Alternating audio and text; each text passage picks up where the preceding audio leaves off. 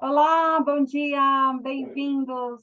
Sejam todos bem-vindos ao nosso primeiro episódio do nosso Incluir Pode, um podcast pensado para trazer conteúdo, entrevistas, conhecer pessoas, focado em acessibilidade, inclusão e diversidade. Estou muito feliz de estar aqui.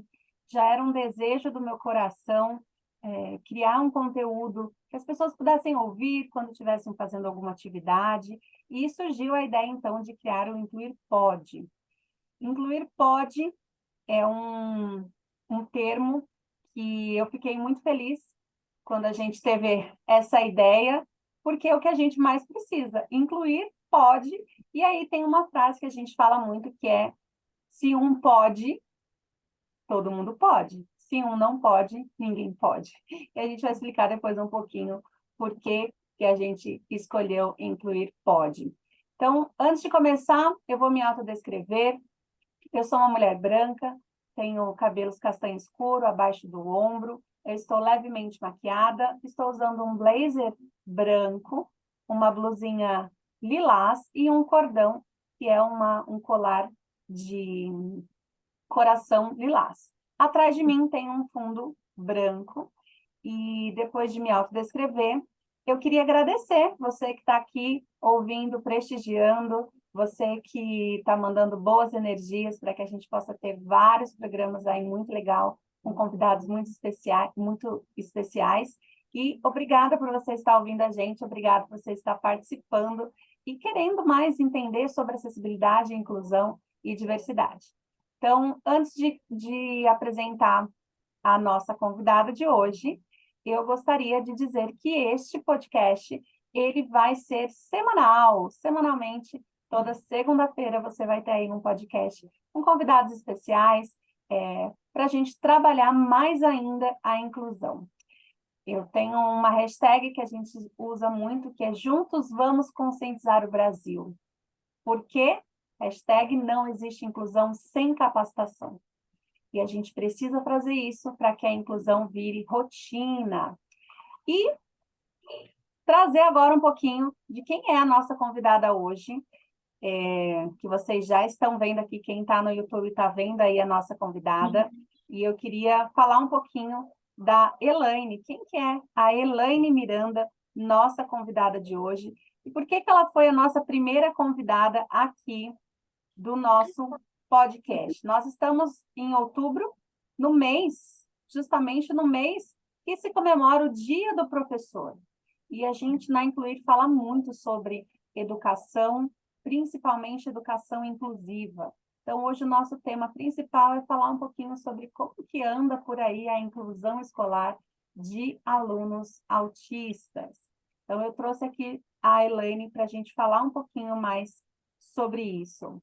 A Elaine, que é neuropsicopedagoga, ela também tem muitos cursos e especializações na área de autismo, análise do comportamento aplicada e também especializada em inclusão escolar, educação inclusiva. Ela vai contar um pouquinho mais de toda essa parte da formação. Estudante agora de psicologia, está completando ainda mais a sua carreira. Você já pensou como está sendo desafiador para os professores e toda a comunidade escolar lidar com comportamentos totalmente desconhecidos? A gente não sabia nada sobre autismo. Muitas pessoas nunca tiveram uma matéria sobre autismo. Professores nunca, dependendo de quando ele fez a formação, ele não estudou sobre autismo. Só que hoje essas crianças estão nas salas de aula e a gente vai falar um pouquinho dessa necessidade de falar um pouquinho mais, de entender quais são as demandas hoje quando a gente fala de inclusão escolar. Então, vamos lá. Elaine, pode se apresentar, faz a sua autodescrição e seja bem-vinda. Olá, pessoal, tudo bem com vocês? Que prazer ser a primeira do podcast, é uma alegria. Vou fazer minha autodescrição. Eu sou uma mulher branca, com cabelo claro, com luzes. Estou usando uma camiseta preta, usando um brinquinho pequeno de pérola, e no meu fundo é um fundo branco.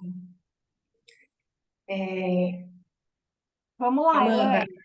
Antes da gente começar, eu queria que a gente fizesse o nosso check-in. Me fala como que você está chegando aqui para participar desse podcast, faz o seu check-in aí, me conta um pouquinho sobre como que você está chegando. 3 palavras, como que você está chegando aqui para participar desse podcast. Eu estou chegando com o coração agradecido, porque primeiro em outubro, Dia dos Professores, né? Porém, sem romantização, como a gente sempre fala, falar de inclusão e também com esperança. Esperança de saber que tem pessoas boas, sim, no caminho da educação, porque a gente não pode generalizar. A gente fala de capacitação. Tem que ter gente querendo fazer, né, Amanda? Sim. Vamos lá. Então, as suas impressões do seu check-in é agradecida e cheia de esperança. E eu vou fazer o meu check-in. O meu check-in hoje é um check-in de ansiedade. Eu estou ansiosa por ser o primeiro, Sim. mas também estou confiante que a gente vai poder ter mais um canal para a gente falar sobre acessibilidade e inclusão. Então, estou muito feliz. Então, meu check-in é feliz, ansiosa e confiante. Que Vamos lá. bom. Para a gente começar aqui antes do nosso bate-papo, queria que você falasse um pouquinho quem é a Elaine. Quem é a Elaine como profissional, como pessoa? Como que você começou essa sua jornada da inclusão? Eu costumo dizer que como o autismo me escolheu, né? Porque eu estava dentro de uma escola como coordenadora pedagógica, isso há 9 anos atrás. Então, assim, eu coordenava uma equipe de professores do ensino fundamental 1, e na hora da reunião de HTPC, né, reunião pedagógica, os professores me perguntavam o que faz comportamentos na minha sala. E, gente, se até hoje nós temos dificuldade, né, toda a sociedade, em saber o que é o autismo e como lidar, imagine naquela época. A gente está falando de 9 anos atrás. E aí eu comecei a buscar conhecimento por conta própria mesmo, porque se nem os professores tinham acesso, eu como coordenadora, que era responsável por aquela equipe, deveria buscar. E é aquilo que a gente sempre fala, o ideal e o real. O ideal é que o município, sim, proporcione isso aos seus colaboradores. Mas não tinha como naquela época. Então, eu comecei a estudar, para mim, muito novo, e eu comecei a me apaixonar por esse mundo, que eu falo que é sem volta, que eu não me vejo fazendo outra coisa mais. E foi aí que eu comecei a ter esse olhar diferenciado para as crianças dentro da escola. Então, chegava uma criança com dificuldade, ainda não tinha diagnóstico, porque não se falava muito ainda em autismo. Me fala um pouquinho sobre quem é a Elaine, mãe. Me conta quando que você começou a trabalhar como professora, por que que você virou professora? Conta um pouquinho sobre quem é a Elaine, desde que você começou, escolheu essa profissão. E nessa época, eu também fui trabalhar no estado como professora de sala, no sala de AE, sala de recursos, e também como professora especializada, acompanhava adolescentes autistas dentro da sala de aula. Então, eu tive o olhar de educação infantil também, da intervenção precoce, aí fui para educação fundamental 2 e o ensino médio. Então, eu consegui percorrer todas as áreas. E isso me instigava bastante em querer fazer o diferente, né? Então, ao mesmo tempo, professores que vão nos ouvir depois vai achar é exatamente o que acontece. Nossa, essa quer se mostrar. Ah, tá vendo? Porque a gente não pensa isso aqui, ó. Se pensar no dinheiro que você vai investir, você não faz. Então, eu usava o que eu tinha. Se tinha professores com garrafinha de água assim, gente, eu falava, gente, vai jogar fora. Dá para minha tampinha. Olha isso, gente. Porque eu queria fazer recursos para trabalhar com as crianças. Porque numa tampinha dessa, eu trabalhava quantificação e escrevia lá, colocava um EVA no fundo, os números numerais. E a criança, dentro do espectro, precisa do material, né? Do concreto. E aí começou essa minha paixão. E nessa época, enquanto professora, e também fui professora de sala regular, né? Numa escola particular, mas fiquei pouco tempo, porque aquilo me angustiava, sabe? Eu preciso fazer mais. E aí, quando eu estava no estado, nessa época, eu comecei a trabalhar como acompanhante terapêutica. E a minha primeira experiência foi onde? Dentro de uma escola também. Então, ó, à tarde trabalhava como professora de adolescentes com TEA, em salas de recurso, e de manhã, dentro da intervenção precoce, trabalhava como AT escolar. Então, eu tinha esses dois parâmetros. Aí eu falava, gente, o meu aluno de 15 anos não consegue fazer o nome próprio dele. E eu estava com uma menininha de 4 aninhos. E aí eu pude perceber que se eu trabalhar a intervenção precoce com essa criança, 20 horas dentro de uma escola, gente, não tem como dar errado. Só se não fizer nada mesmo. Então, foi nessa época que eu saí do estado e falava, não, eu vou investir na intervenção precoce. Primeiro, em nossas crianças, na formação de professores, porque é ali a base. Então, essa foi a minha maior experiência enquanto professora.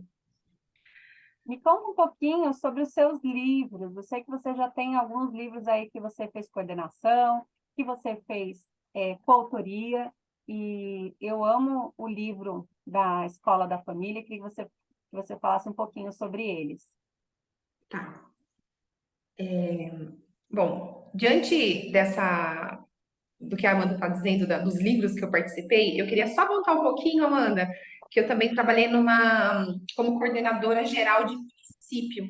Então, tinham 16 escolas que eu coordenava. E foi nessa Legal. época que eu percebi essa necessidade, e eu estou fazendo até um adendo, porque eu vou falar do livro. E eu percebi que se a família não teria como dar certo, né? A evolução de uma criança dentro da escola. Porque essa parceria, a escola faz a parte dela, mas a família também tem que fazer a parte dela. E quando eu falo família, eu estou falando no contexto social, estou dizendo quem cuida dessa criança. Por vezes não é a mãe, não é o pai, mas é a avó, é a tia.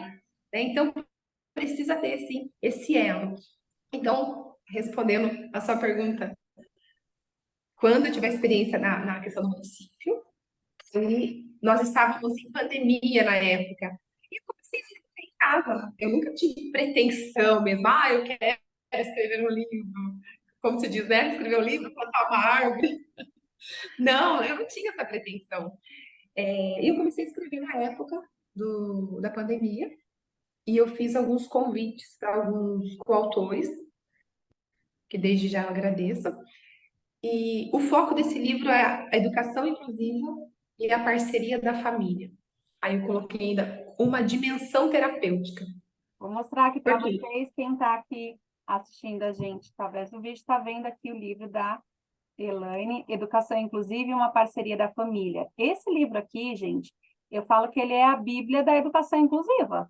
É o começo. Se você quer saber sobre educação inclusiva, sobre sociedade global, você precisa começar com esse daqui. Por quê? Porque a parceria da família com a escola, gente, é muito importante. Muito importante. Aqui são vários autores profissionais de várias áreas, da área de direitos, da área de psicologia, são vários profissionais especializados em autismo e também especializados em educação inclusiva. Então, esse livro aqui eu falo que é a minha Bíblia. Eu pego muita informação desse livro aqui para fazer os meus conteúdos e a minha capacitação. É um livro que ele tem uma capa amarela, e está escrito em rosa e azul, Educação Inclusiva em rosa, e Parceria da Família escrito em azul. E ele tem aqui alguns instrumentos como letras, números, uma calculadora, réguas e alguns lápis. Essa é a capa dele. Depois eu vou colocar para vocês. Elaine, passa também depois o link para as pessoas comprarem. Isso aqui os pais precisam ter e os professores também. Sim, que bom, obrigada, Amanda. Exatamente. E aí também, além dos profissionais, tem pais falando também, né? Então, tá todo mundo aí. Então, eu falo que é um tripé, né? Ninguém faz nada sozinho. Então, quando a gente coloca os profissionais da equipe multidisciplinar, o pessoal da escola e o pessoal que está em casa, e quando eu falo em casa, eu incluo muito, com muito carinho as babás. Para quem tem babá, eu estou falando realmente do cuidador, né? Então, não é somente os acompanhantes terapêuticos que estão em casa, porque eles não são babás, não são cuidadores.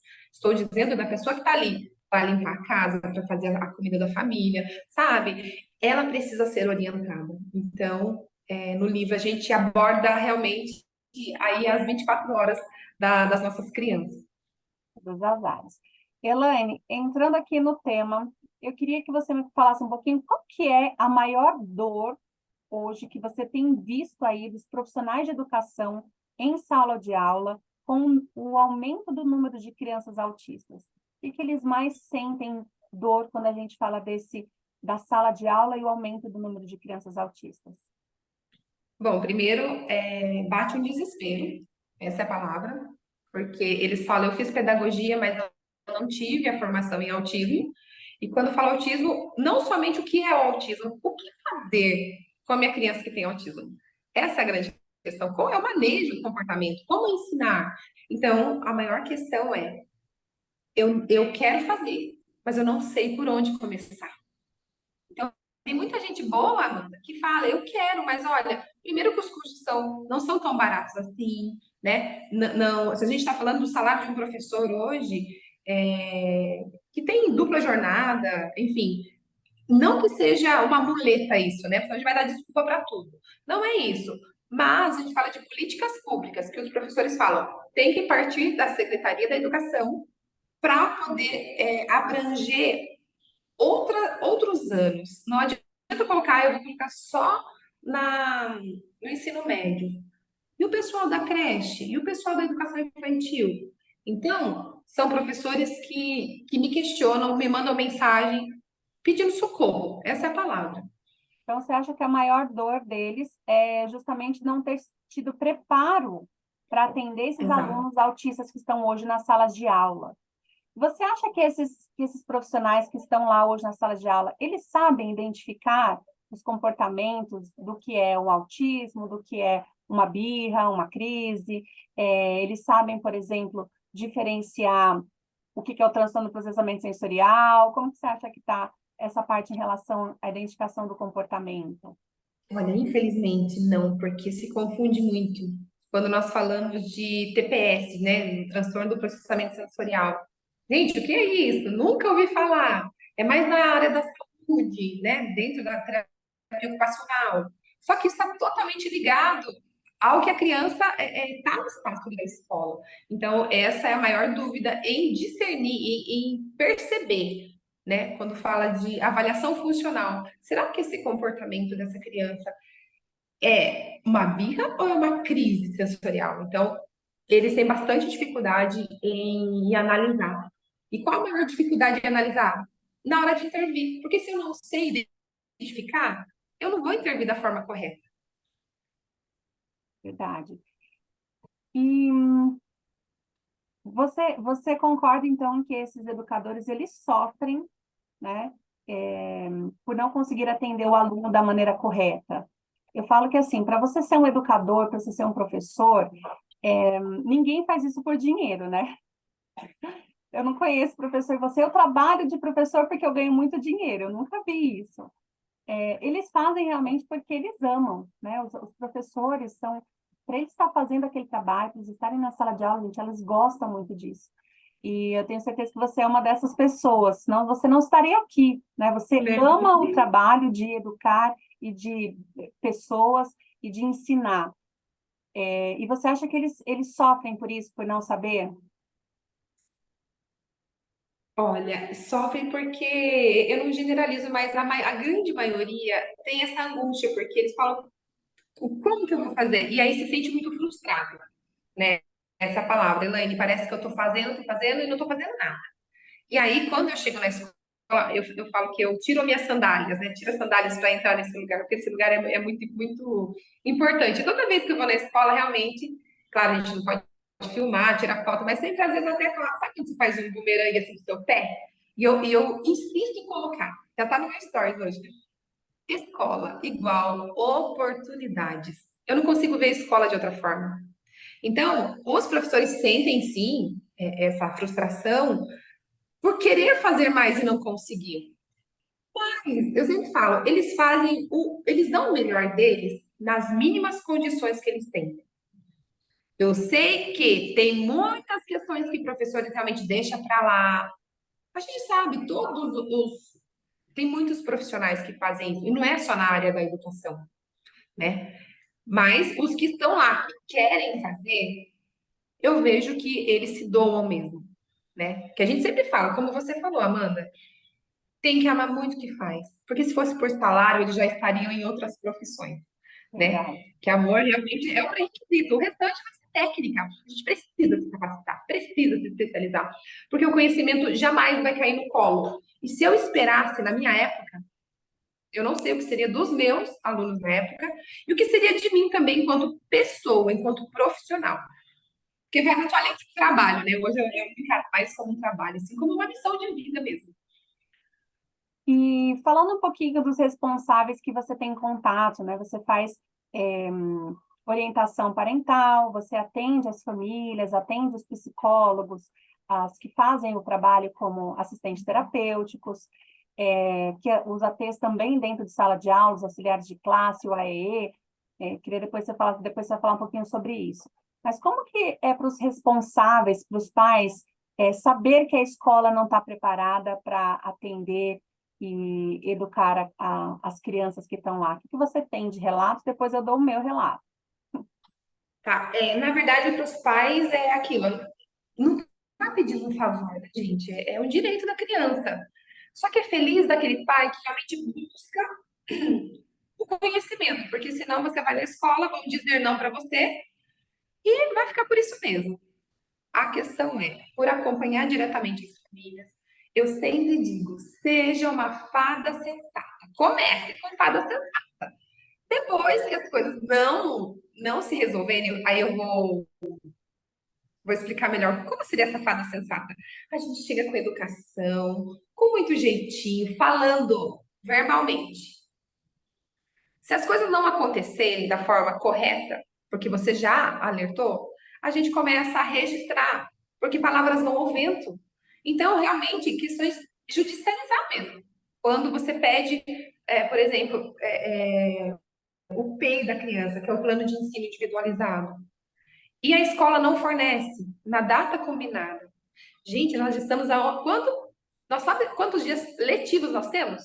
30 dias letivos de aula.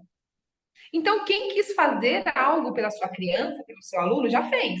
Não é agora, porque agora é só festividade, é ensaio para o Natal, né? Daqui a pouco. Passeio, acho que Oi? tem 3 passeios, ele tem troca de faixa do judô, tanta coisa que chega ali que eu falo, meu Deus, até a rematrícula eu já paguei em setembro a rematrícula, porque a partir de setembro parece que as coisas começam um ritmo de festa, né? E assim, tudo isso faz parte, né? Passeio, ensaio, tudo isso faz parte. Mas a criança ela vai para a escola para aprender. Porque quem nunca já ouviu falar assim, os pais me falam: olha, o médico pediu para levar meu filho para a escola para se socializar. Gente, sim, ali é o ambiente mais rico em socialização. Mas tem outros ambientes também para se socializar. A criança vai na escola para aprender, Uhum. né? E não do jeito que o professor ensina, do jeito que ele aprende. Porque eles vão precisar de adaptações, não todos, né? Vamos lá. E quando a gente fala de escola pública, o que tem funcionado? O que você tem visto nas escolas públicas? Qual o suporte que essas crianças autistas elas têm hoje dentro de uma escola pública?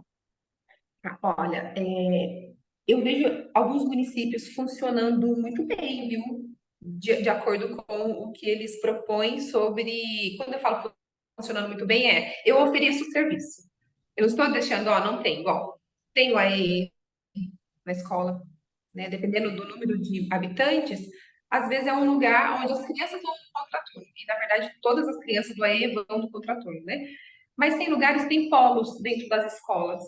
Então, consegue abranger mais crianças. Prefeituras que eu vejo investindo em treinamento. É muito pouco ainda, né, Amanda? Mas Uhum, tem pessoas se mobilizando para isso, entendendo a proposta. E não levando palestras motivacionais, que também não tem nada contra, gente. Mas eu falar para você, bater a mãozinha nas costas e dizer que, ai, gente, isso, ó, lindo, professor é só amor. Não vai fazer com que o meu aluno avance, gente. Tem outros momentos para isso, mas o professor precisa falar assim, ah, Elaine, como que eu faço? Como que eu vou avaliar essa criança? Como que eu vou montar o plano terapêutico para essa criança individual? Mas ainda falta bastante, né, Amanda? Principalmente a questão realmente de município, quanto falta estrutura, falta sim o Conselho Municipal de Educação e o Conselho Municipal da Pessoa com Deficiência estar presente em reuniões de Fundeb, porque é onde que entra toda a verba, e saber onde está sendo destinada essa verba. Se tem dinheiro, então tem dinheiro para pagar profissionais bons que possam capacitar toda essa equipe. E quando eu falo equipe, gente, não é equipe de professores só. É todo mundo da escola. É o porteiro, é a tia que está lá na secretaria, é a merendeira. Nós temos crianças com muitas questões de seletividade alimentar. E às vezes o professor está lá ensinando algo, vem outra pessoa, profissional, tadinho, não pode fazer isso. Gente, é tudo. É a tia da limpeza. quando a gente fala de escola particular, você tem visto elas se esconderem, dizer que não tem treinamento, ou agora elas estão mais propensas a atender e buscar capacitação e buscar a inclusão desse aluno? Você vê diferença entre as escolas públicas e as escolas privadas?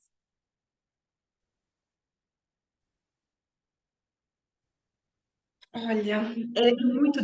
Amanda, olha, teve escolas que eu já fui particulares para dar um treinamento e eu pedi autorização se podia marcar a escola no Instagram, né?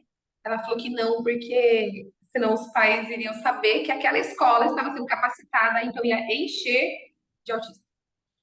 Eu também já E tive, aí eu fiquei já assim, dei ai, capacitação para a escola e ai, ela falou, a gente não quer dizer que a gente tem capacitação, porque é a isso é única muito escola da triste. região que aceita e acaba que as mães vão para lá.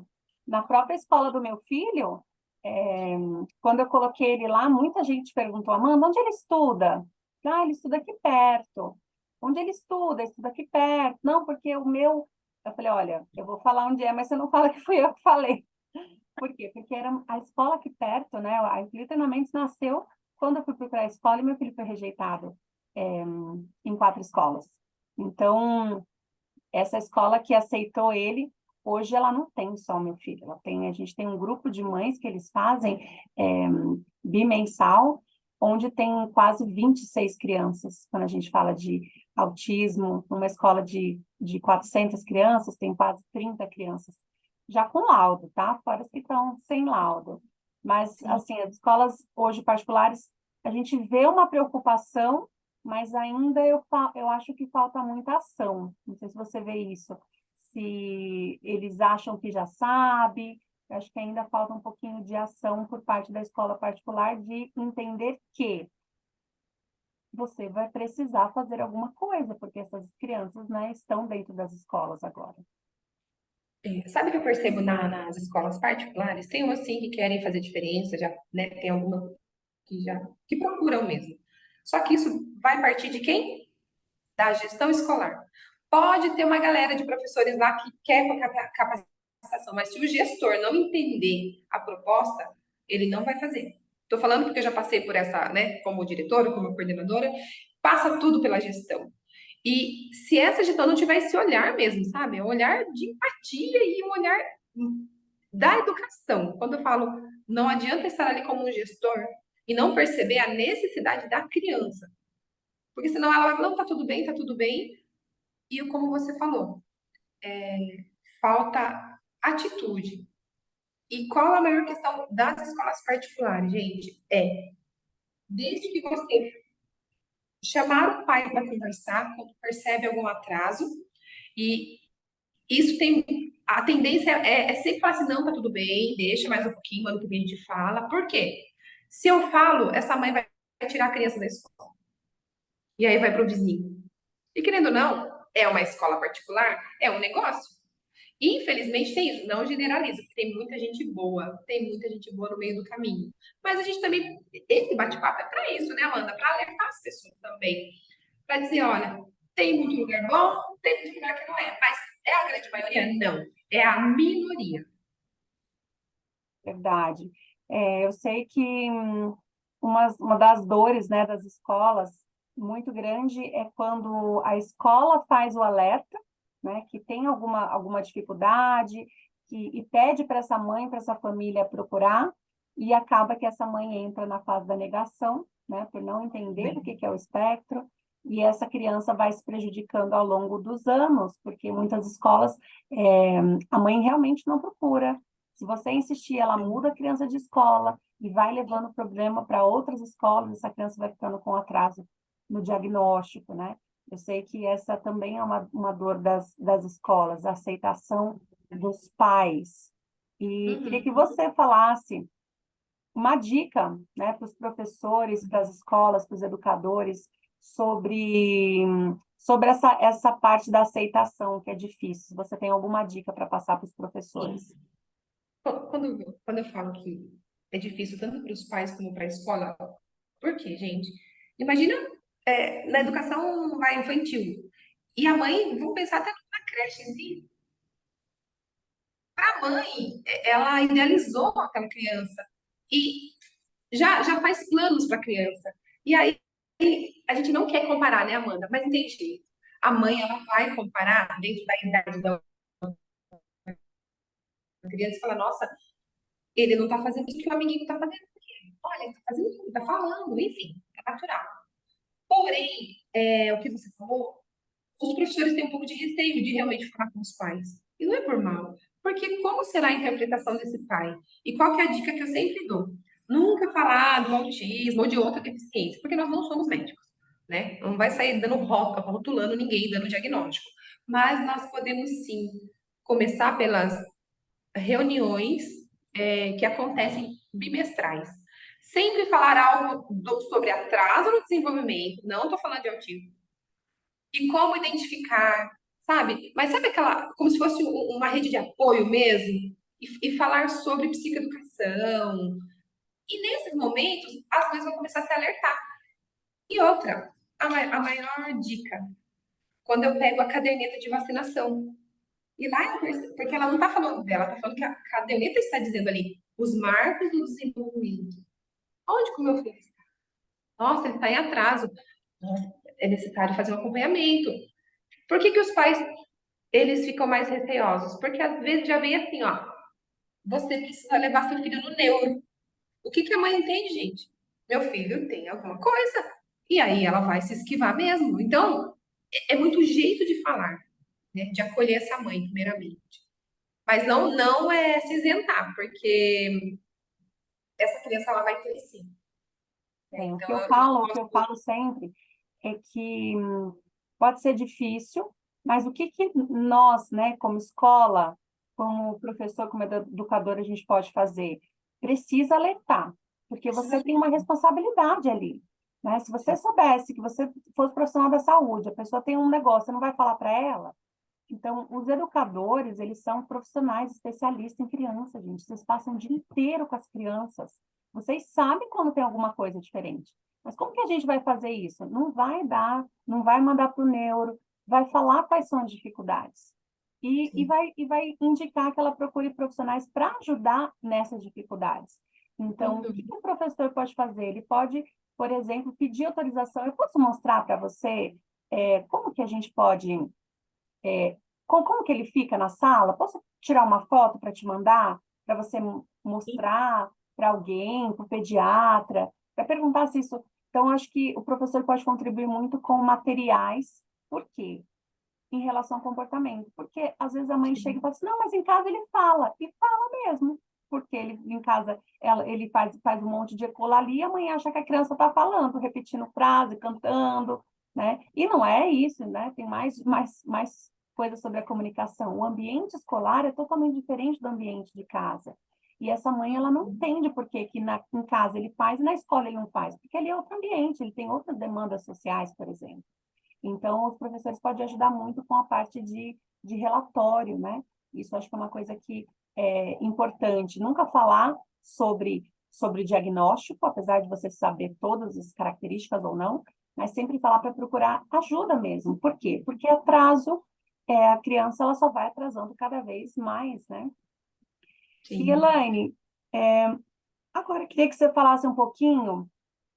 Eu nem vou entrar na parte do plano de ensino individualizado IAT, viu? Eu vou deixar isso para uma próxima conversa, porque a gente tem muito assunto nessa área, né? Verdade.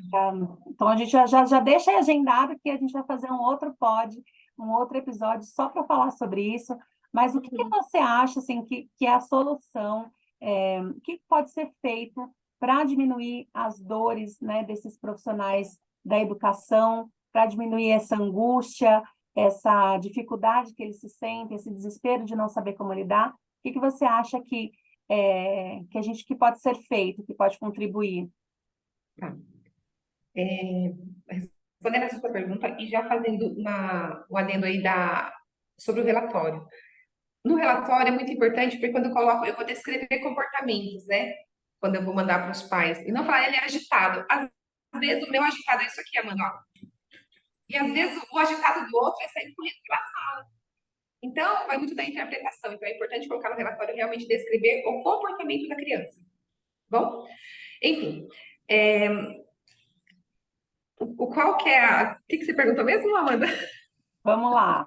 O que a gente pode fazer, né? Qual que seria uma das soluções para diminuir essas dores dos professores que ele tem? Por onde a gente pode começar para Tá. que essa educação inclusiva seja verdadeira?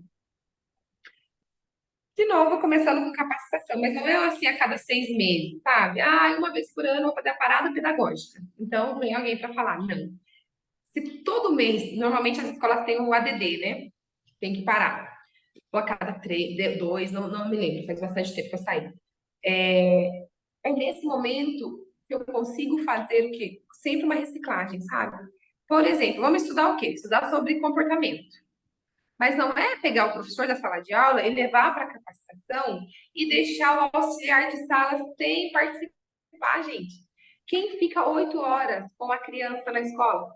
O auxiliar de sala, as ADIs. No livro eu falo, auxiliar de desenvolvimento infantil. Essas meninas, elas merecem, gente, ser aplaudidas em pé. E se vocês estão me ouvindo, de verdade, receba meu abraço. Um dia eu estava numa capacitação numa prefeitura e eu perguntei: onde estão as ADIs? Eu entendi, que pena. Eu sei que foi necessário alguém ficar na escola. Mas entenda, quem fica a maioria do tempo com as crianças são as ADIs, os auxiliares de sala. Então, se o professor precisa de ajuda, como a gente vai fazer? Trazendo todos esses profissionais que compõem ali a escola para dar para o professor. Senão o professor vai virar, sabe o quê? Bombeiro. Para apagar fogo. Ele chega e não consegue dar aula dele, 4 horinhas, não consigo fazer, não consigo, tá? Por quê? Não tem o amparo de outros momentos da criança. A criança entrou na sala de celular. Mas a gente não sabe que lá, na hora da merenda, ela tem aversão ao macarrão. Um exemplo, aí ela jogou o prato com tudo. Só que aí, até calma essa criança, ela entrou para a sala totalmente desregulada. Então, se eu sei o que acontece realmente com a minha criança, eu vou conseguir amparar melhor. Vou conseguir trazer ela, deixar ela mais calma, com mais facilidade. Tirar ela do ambiente, enfim. Senão eu fico lá, não, porque essa criança ela é muito nervosa. Ó, mãe, medica, tudo é medica. Nada contra o remédio, precisa sim, em alguns casos. Mas a grande questão, Amanda, não é uma vez a cada 6 meses. É mensal. É como se fosse um grupo de estudos. Ah, Elaine, isso é lindo na teoria. Exatamente para dizer para vocês. Porque tem como, se a gente não para fazer HPC, eu sei, são 2 horas por semana. Tira uma. Ele é 1 hora por semana. que seja cada 15 dias, que seja uma vez por mês, o HTTP do professor ser direcionado para a TEA. Faz estudo de caso, traz o estudo que está acontecendo na escola e traz. É assim que a gente faz nas capacitações, né, Amanda? Pessoal, eu quero a realidade de vocês.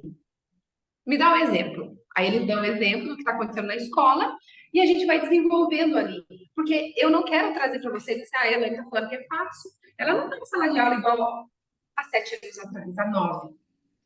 Por isso que eu não romantizo mesmo. Por isso que eu não jogo um peso aqui ó, no professor e falo que o professor não faz porque não quer, porque isso é mentira. Verdade. Então, resumindo, gente, capacitação. Eu falo que assim, como que nós vamos ajudar os profissionais de saúde para diagnóstico precoce? Capacitação. Como que nós vamos receber os autistas nos parques para que eles também sejam incluídos? Capacitação. Como que nós vamos ajudar na escola para criança? Capacitação. Não tem É outra uma saída. hashtag, gente. Não existe inclusão sem capacitação. Gente, é um assunto novo, relativamente novo. A gente vai precisar estudar. Por quê? Quando a gente tem uma coisa nova que lançou, um produto, a gente não estuda ali para saber mexer, para poder. A gente vai precisar estudar, a gente vai precisar estudar e se capacitar. Os professores precisam de capacitação para tirar essas dores, para tirar esses pesos, tanto dos professores, né, que estão que têm as dificuldades em sala de aula e dos pais, é capacitação. E como a Elaine falou, Elaine, não é só a capacitação do professor regente, né? É uma capacitação da equipe. As auxiliares, elas precisam. Só que, às vezes, o que mais acontece, principalmente quando a gente fala de rede pública, é chegar a informação para o AEE. Chegou lá para o profissional que trabalha na sala de recurso. Chegou lá a informação para o professor regente. Mas e quem fica com a criança o tempo inteiro não tem essa informação. Então, eu sempre falo, quando a gente vai falar de capacitação, eu falo assim, é todo mundo. Em algum momento, essa criança tem contato com o porteiro. O Arthur, por exemplo, ele entrava chorando. O ano passado, ele entrava chorando todos os dias. Quem era a pessoa que tinha o primeiro contato com o Arthur? É o cara da portaria, não era a professora. Ele tinha que ele fazer alguma coisa para depois até levar ele lá na escola. Então, como a Elaine falou, a gente precisa capacitar quem? A equipe, né? Todo mundo. Eu vou Então, além. Às vezes essa criança, Amanda, sim, às vezes essa criança vem de van escolar. Os tios da van precisam, o motorista, todo mundo. todo mundo. É, Então, não enfim. tem o que fazer. Nós estamos caminhando aqui para o fim, porque passa muito rápido, viu? Você piscou, passou, e é assunto, né? Quando fala de educação inclusiva, é assunto. Eu quis trazer a Elaine, gente, porque ela tem essa vivência de sala de aula. Então, a Elaine trabalha aqui junto comigo na Incluir Treinamentos, ela faz muitas capacitações, principalmente em escolas, também faz para parques, para recreadores, ela fala para todo mundo. Mas eu sempre gosto de mandá-las nas capacitações das escolas, por quê? Porque não é uma pessoa que não sabe o que está falando, é uma pessoa que vive isso, e que viveu, e sabe as dores do professor, e sabe o que está em sala de aula, e sabe quais são as cobranças da família, quais são as cobranças do Estado, quais são as cobranças da gestão escolar.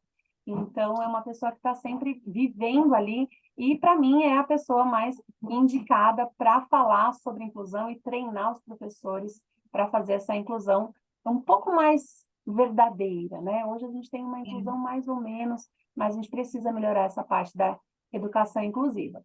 E antes da gente terminar, eu quero fazer com você um ping-pong. Ping-pong é aquelas perguntas que eu falo uma palavra e você responde curto, sabe? Com uma palavrinha só, no máximo duas, né? Você responde ali algumas coisinhas. Então, é um ping-pong que vier na sua mente, você fala para a gente e eu vou começar agora.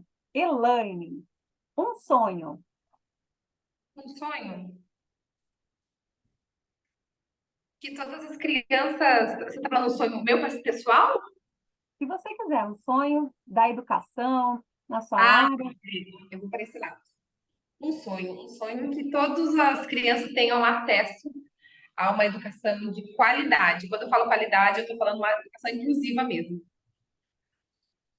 Um, uma frase, Uma frase, conexão. Uma palavra, palavra. Uma frase. Agora, lembra de uma frase aí que você gosta? Uma frase que eu gosto. Inclusão não é favor, é um direito. Uma pessoa. Uma pessoa,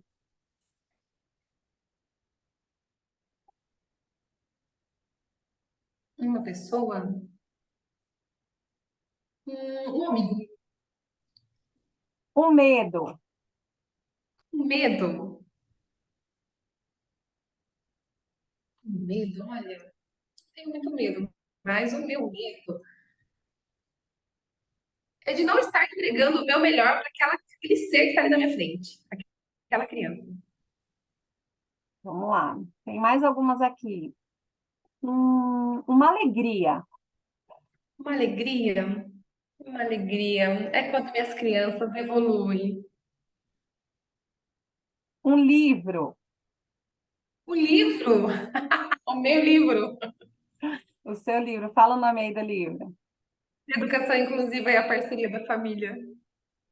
Verdade. Teve mais quatro que eu participei como coautora.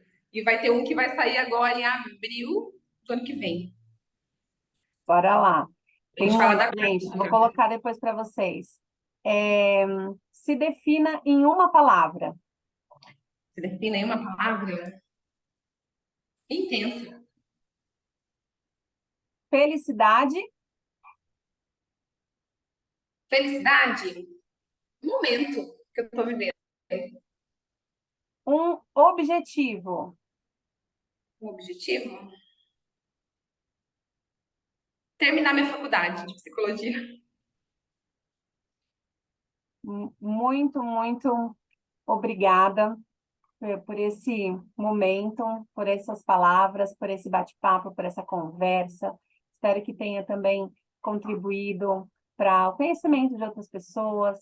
É, um, um podcast que a gente pretende cada vez mais levar o assunto da inclusão, da acessibilidade e principalmente trazendo profissionais como a Elaine, né, que tem essa vivência, que trabalha junto, que também luta nessa causa, né, de levar uma educação inclusiva, principalmente para as crianças com deficiência, né, não só autistas.